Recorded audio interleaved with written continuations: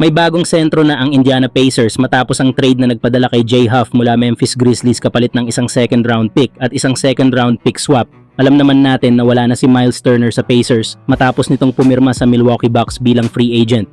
Kaya't malaking bagay para sa Indiana na makakuha agad ng replacement big man, even if hindi siya kasing level ni Turner. Si Jay Huff ay isang 7-footer na may kakayahang magdepensa sa paint at tumira mula sa labas. Noong nakaraang season sa Memphis, bagamat hindi palaging regular rotation player, nagpakita siya ng solid na efficiency sa kanyang role. Sa 64 games, nagtala siya ng 6.9 points, 2 rebounds at 0.9 blocks per game, habang may 51.5% shooting mula sa field at 40.5% sa 3-point line. Kilala si Huff sa kanyang rim protection at kakayahang mag-stretch ng floor, mga katangiang tiyak na makakatulong sa sistema ng Pacers na nangangailangan ng presence sa loob kasabay ng mga young core tulad nina Benedict Mathurin at Obi Toppin. Hindi man superstar pero ang versatility ni Jay Huff bilang modern center ay swak sa fast-paced na estilo ng Pacers at maaaring maging valuable asset sa rotation ni Coach Rick Carlisle.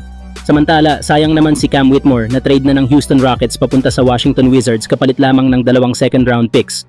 Balitang interesado pa naman sana ang Los Angeles Lakers na kunin ang batang forward pero mukhang ayaw talaga ng Rockets na palakasin ang isa sa pinakamalalaking banta nila sa Western Conference. Ang masaklap, parang mas makakakuha pa sana ang Houston ng mas solidong kapalit, mga role players at draft assets kung sa Lakers nila ito itinulak. Si Whitmore ay isang athletic wing na may explosive scoring ability at kilala sa kanyang high motor sa depensa. Sa kanyang sophomore season, nagpakita siya ng flashes ng pagiging isang future star, nagtala ng averages na 10.8 points, 3.7 rebounds at 1.1 assists per game sa loob lamang ng halos 19 minutes sa court. Mabilis, physical, athletic at may kakayahang umatake sa transition at may developing shooting touch mula sa labas. Isa siyang prototypical modern-day wing na kayang maglaro sa dalawang posisyon at posibleng maging asset sa kahit anong sistema kung mabibigyan ng mas maraming playing time at tiwala.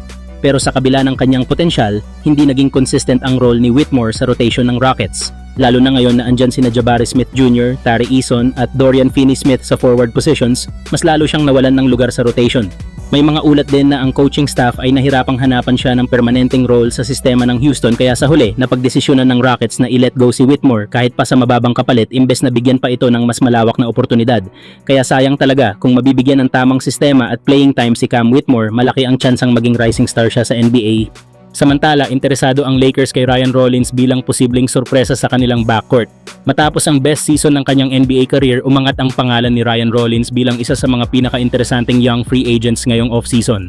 Ayon sa ulat ng Hoops Hype, kabilang ang Los Angeles Lakers sa mga kuponang seryosong nagmo-monitor sa 23 years old guard para maging dagdag na puwersa sa likod nina Luka Doncic at Austin Reeves. Si Rollins ay isang 6'4" combo guard na kilala sa kanyang smooth handles, confident scoring touch at high motor sa depensa. Nitong 2024-25 season kasama ang Milwaukee Bucks, nagtala siya ng 7.2 points, 2.5 rebounds at 1.9 assists sa loob ng halos 18 minutes per game. Hindi man siya superstar, ang kanyang enerhiya at kakayahang umangkop sa iba't ibang role ay swak sa pangangailangan ng Lakers para sa youth at bench production.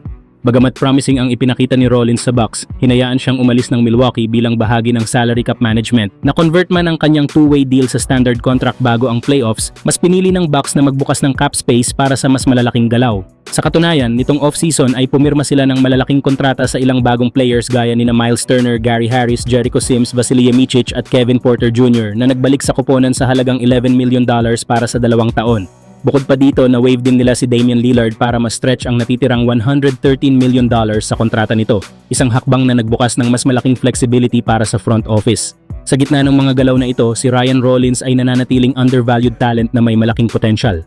Para sa Lakers, ito ang uri ng low-risk, high-reward signing na kayang magbunga sa dulo ng season. Isang batang guard na handang patunayan ang sarili sa ilalim ng spotlight ng Los Angeles.